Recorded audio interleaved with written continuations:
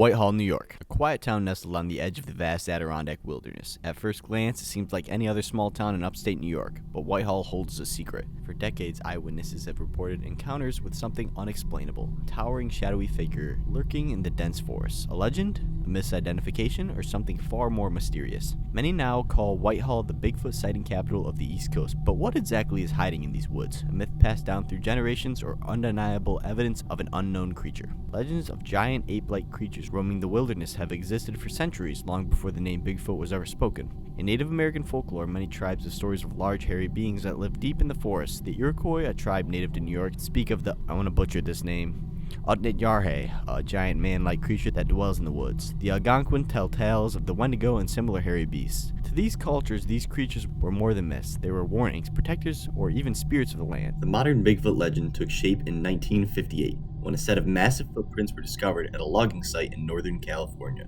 The name Bigfoot was born, capturing public imagination, but the most famous piece of evidence came in 1967, the Patterson-Gimlin film, a shaky but iconic recording of a supposed Bigfoot walking along Bluff Creek in California. Since then, sightings have exploded across North America, from the Pacific Northwest to the Adirondacks of New York. Could all these stories be mistaken identity, or do they point to something more? Whitehall was like any other quiet town until one fateful night in 1976. Three teenagers were driving down a bare road, a secluded dirt path on the outskirts of town, when they spotted something impossible to ignore. A massive, hairy figure standing in an open field just off the road. The creature, estimated to be between 6 to 8 feet tall, loomed in the darkness. Its enormous frame was covered in dark fur, and it moved with an unnatural stillness. Panic set in. Unsure of what they had just witnessed, the teenagers raced away and reported their sightings to the police. Whitehall police officer Brian Goslin responded to the call, expecting to find nothing more than a prank or misidentification. But when he arrived at the scene, he too came face to face with the unknown. Emerging from the shadows stood a towering figure, 7 to 8 feet tall, nearly 400 pounds, with glowing red eyes that pierced through the darkness. It stood motionless. Then, in an instant, it disappeared into the dense Adirondack wilderness. Over the next several days, more sightings poured in, not just from locals, but from other law enforcement officers who claimed to have encountered the same creature. Large, unexplained footprints were discovered in the area, further fueling speculation. What started as a single sighting had evolved into a phenomenon. News of the encounter spread beyond Whitehall, drawing national attention and cementing the town's status as a Bigfoot hotspot. But the biggest question remained. What did they see that night, and was it still out there? Although this encounter is what put Whitehall on the map, there is another encounter that predates this one. In May of 1975, Cliff Sparks, the owner of Ski Valley Country Club in Whitehall, was out on the golf course at around 11:30 at night, accompanied by his dog. He was heading towards green number 1, which was near a small wooded area. As he approached the green, he saw something that would leave a lasting impression on him, a large bipedal creature standing in the middle of the green. The creature, which Sparks described as being over 7 feet tall, was extremely muscular and had broad shoulders, resembling the build of a monster. It stood still, staring at him for a few moments, but what stood out most to Sparks was how the creature seemed to be focused more on his dog than him. The dog, usually rambunctious, was completely subdued, as if terrified by the creature's presence. Sparks noted that the creature had red glowing eyes that seemed to shine with a strange, almost unnatural light. The eyes were described as shooting out red laser-like beams, particularly focused on the dog, which had its head lowered, almost frozen in place. This glowing eye phenomenon was particularly striking and is often mentioned in Bigfoot sightings as an eerie and unique trait, adding an element of mystery and fear to the encounter.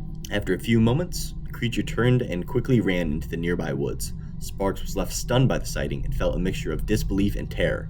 His account of the creature was consistent with many other Bigfoot sightings in the area, including descriptions of a massive ape-like creature with long limbs, red eyes, and a seemingly otherworldly presence. Despite the intensity of his encounter, Sparks didn't initially speak about the sighting publicly. He kept it to himself for over a year, not sharing it with others until the more widely known Bear Road incident in 1976. However, those who were close to him knew about it, and his sighting became a significant part of the growing body of Bigfoot reports from Whitehall, contributing to the town's reputation as a hotspot for Sasquatch encounters. The detail about the creature's eyes and the dog's reaction adds credibility to the sighting, making it more than just a typical "I saw a Bigfoot" report. The combination of a detailed description, a physical reaction from the dog, and the glowing eyes suggests that the encounter might have been far more than just a simple misidentification of an animal or a hoax. The fact that Sparks had such a close and clear view of the creature and his ability to describe specific features like the creature's muscular build and the laser-like eyes provides a fascinating look into what may have been one of the earlier sightings of the mysterious creature in Whitehall that laid the groundwork for the later, more publicized reports. Dan Gordon, a local cop from Whitehall, had a sighting that occurred in the spring of 1976. At the time, Gordon was out driving along a rural stretch of road that connected the town with the nearby woods and the Adirondack Mountains. His job at the time involved work with a nearby trucking company, and his route often took him along these isolated back roads. On this particular night, Gordon was returning home late, well after dark, when he had an unexpected and eerie encounter. As he drove down a stretch of road near an area known for frequent Bigfoot sightings in the same year, Gordon's headlights suddenly illuminated a large, dark figure standing in the middle of the road. The creature was incredibly tall, easily over 7 feet, and having appeared to be covered in a dark, matted hair. Gordon described the figure as having a human-like form, but with a distinct ape-like appearance. The creature stood still, staring at Gordon with an intense focus, seemingly unbothered by the presence of the car. Gordon initially slowed down, unsure of what he was seeing. His mind raced to make sense of the situation. Was it a person in a costume? A bear standing on his hind legs? But as the figure continued to stand in the road, Gordon quickly realized that whatever he was looking at wasn't anything he had ever seen before. He described it as having a broad, muscular shoulders and a powerful frame. The figure did not move for a moment, almost as if he was sizing him up, while Gordon's heart raced. What made this sighting particularly interesting was Gordon's reaction to the creature's eyes. Like many other Bigfoot sightings, Gordon reported the creature's eyes to be unusually bright and intense, possibly reflecting the headlights of his car, which shone a yellowish, unnatural glow. The eyes locked onto him, and Gordon recalled the feeling of being watched, almost as if the creature was aware of his every move. The creature eventually stepped off the road into the woods, disappearing into the shadows. Gordon's heart was pounding as he drove away, shaken by the encounter. Like many witnesses, he struggled with the desire to tell others, fearing ridicule or disbelief. It wasn't until he spoke with the other residents of Whitehall that he learned that his sighting was part of a larger pattern of similar events in the area. He actually waited 23 years to come out about his sighting, and even passed the polygraph test to try and prove he wasn't lying. Gordon's description of the creature is important because it mirrors many of the other sightings in Whitehall. He noted the creature's massive size, human-like posture, and long arms. With his experience with glowing eyes was another element that linked his sighting to other Bigfoot encounters, suggesting that these sightings weren't isolated incidents, but part of a broader phenomenon. Interestingly, Dan Gordon's sighting was close to the time of the infamous Bear Road Bigfoot encounter, which became one of the most widely reported significant sightings in the region. This timing and the geographical proximity of Gordon's sighting to other incidents make it an important piece in the puzzle of Bigfoot activity in the area. In the 1980s, Novak Road became a focal point for strange encounters. Residents and witnesses reported seeing a large bipedal creature rummaging through garbage bins at night. The creature was described as being over 7 feet tall, covered in dark hair, and moving in a deliberate, purposeful manner. Several people mentioned that they had noticed the garbage scattered across their yards the next morning with signs that someone or something had been rifling through it. One of the more intense and dramatic incidents occurred on Carver Falls Road, when a local farmer reportedly fired shots at what he believed to be a Bigfoot. According to the farmer, the creature had been spotted lurking near his property, possibly observing or approaching his livestock. After several tense moments, the farmer, fearing for the safety of his animals, opened fire. He did not confirm if he hit the creature, but he claimed it fled into the woods, leaving behind traces of broken branches and displaced foliage. In 2006, a researcher found significant footprint casts in a remote area of Whitehall. The cast is about 15 inches long, which is consistent with the size of the tracks commonly attributed to Bigfoot. The researcher was careful to document the area, preserving the cast for future analysis. Interestingly, the area was revisited in 2007 by another researcher who found additional tracks that appeared to belong to the same creature.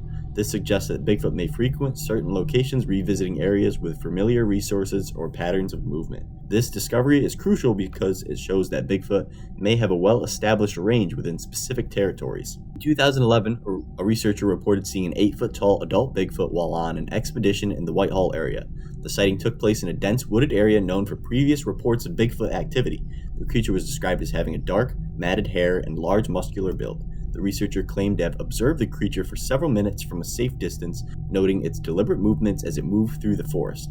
The creature was not aggressive, but appeared to be aware of the researcher's presence, subtly shifting its position as if monitoring the situation. The significance of this sighting lies in the fact that the researcher had no preconceived notions about what he would encounter, and he was prepared for the possibility of finding only tracks, audio, or other indirect evidence, but he ended up seeing an actual sighting. For many towns, unusual creature sightings might be seen as an embarrassment, a quirky event best forgotten. But for Whitehall, New York, the 1976 Bigfoot encounters marked the beginning of something much more profound.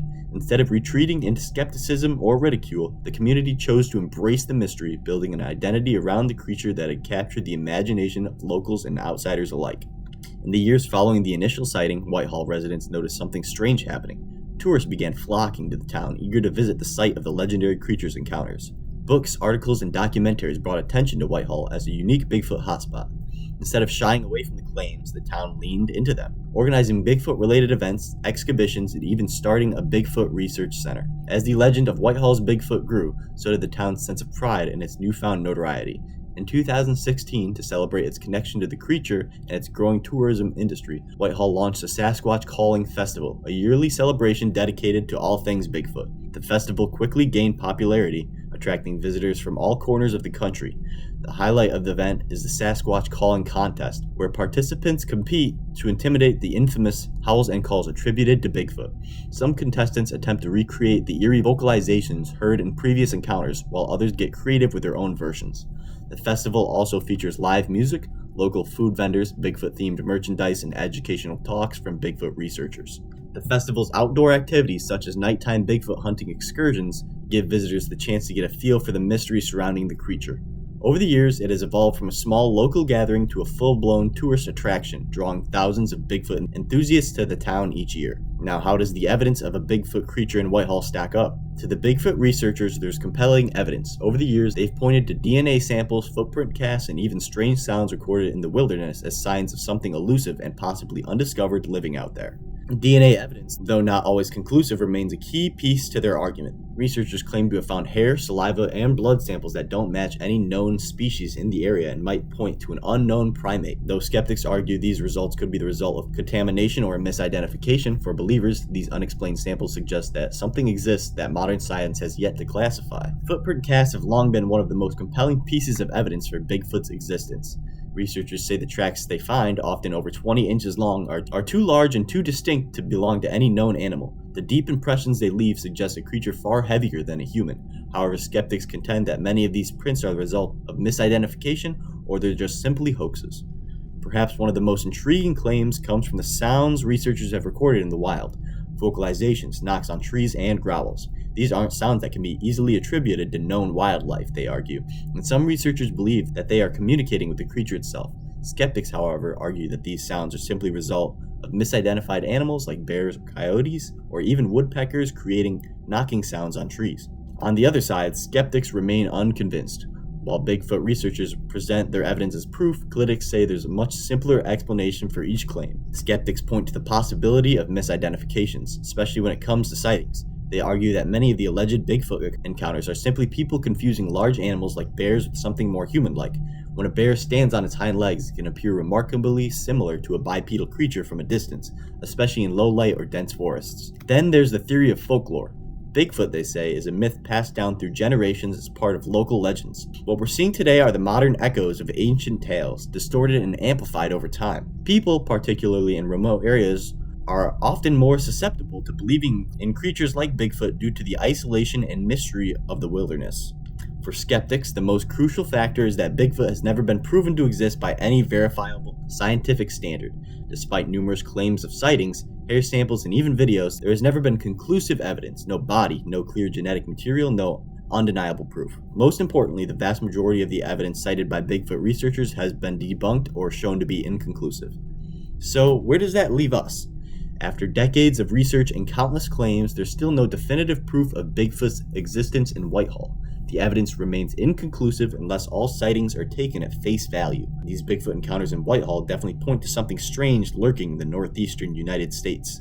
If this video ends up doing well, me and a group of friends would go down to Whitehall and go on a night Bigfoot hunting expedition with our night vision cameras along with other cameras to perform in-person interviews with some of the people from Whitehall and who have encountered the beast. As we continue to search, to study, and to question, the story of Bigfoot lives on. And while we may never find the definitive answers we seek, the hunt for the truth, whatever it may be, remains part of our collective curiosity and its mystery that will continue to captivate generations to come. Whether you believe or not, Bigfoot stands out as a symbol of the untamed wilderness and the unexplored frontiers that still exist in our world. And as long as there are those willing to search for it, the legend will continue to thrive. forever entwined in the fabric of mystery and possibility. Thank you guys for watching, and please subscribe if you like content like this. We will be doing some night hiking in the future, maybe looking for the Whitehall Bigfoot. We will see, though.